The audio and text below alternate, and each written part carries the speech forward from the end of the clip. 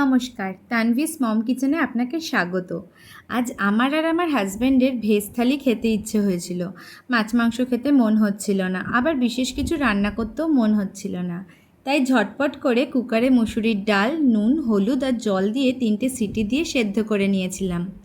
এরপর কড়াইতে সর্ষের তেল গরম করে তাতে একটা শুকনো লঙ্কা, সাদা জিরে আর মেথি ফোড়ন দিয়ে পেঁয়াজ কুচিগুলো দিয়ে ভালো করে ভেজে নেব।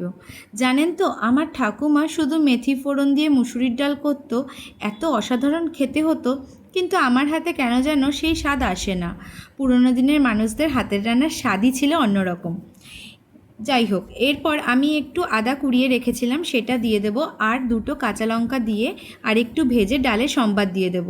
তানভি খাবে বলে আমি লঙ্কাগুলোকে গোটাই রেখেছিলাম। এরপর স্বাদের জন্য একটু গুড় পাউডার দিয়েছিলাম, আপনি চাইলে চিনিও দিতে পারেন, আবার কিছু নাও দিতে পারেন। এরপর ধনেপাতা কুচি দিয়ে নামিয়ে নেব। অন্যদিকে গ্যাসে আমি ভাত বসিয়ে দিয়েছিলাম। আরেক দিকে কড়াইতে সর্ষের তেল গরম করে তাতে কালো জিরে, রসুন কুচি আর কারি পাতা ফোড়ন দিয়ে ছোট করে কেটে রাখা আলুর টুকরোগুলো দিয়ে ভালো করে ভেজে নিয়েছি। পোস্ত বানাবো, তানভি পোস্তটা খাবে বলে আমি গোটা কাঁচা লঙ্কা দিয়েছি। এরপর পরিমাণ মতো নুন আর সামান্য হলুদ দিয়ে ভেজে নেব। হলুদ অনেকেই পোস্ততে দেয় না, আমি অল্প দেই, তাতে আমার ভালো লাগে দেখতে, সেই জন্য দিই। আপনি স্কিপ করতে পারেন। এরপর খুবই সামান্য লঙ্কার গুঁড়ো দিয়ে আরেকটু ভেজে নেব। আদা আর পোস্ত আমি একসাথে বেটে রেখেছিলাম, সেটা দিয়ে দেব।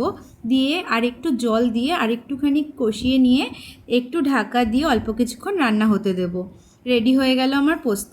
এরপর কড়াইতে আবার তেল গরম করে তাতে নুন হলুদ মাখানো কুমড়োগুলো ভেজে নেব। জানেন তো, আমি গুজরাটের যেখানে থাকি সেখানে ভালো কুমড়ো একদম পাওয়া যায় না।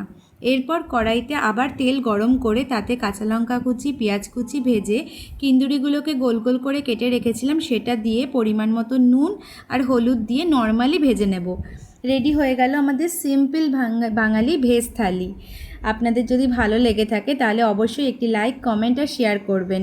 ধন্যবাদ, সবাই ভালো থাকবেন। আর এখনও যদি সাবস্ক্রাইব না করে থাকেন তাহলে প্লিজ একটা সাবস্ক্রাইব করে দেবেন। বাই।